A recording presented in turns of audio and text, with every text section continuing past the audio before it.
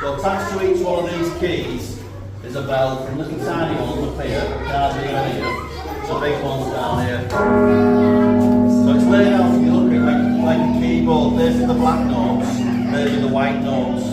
So there's 4 octaves of bells. So you play like this.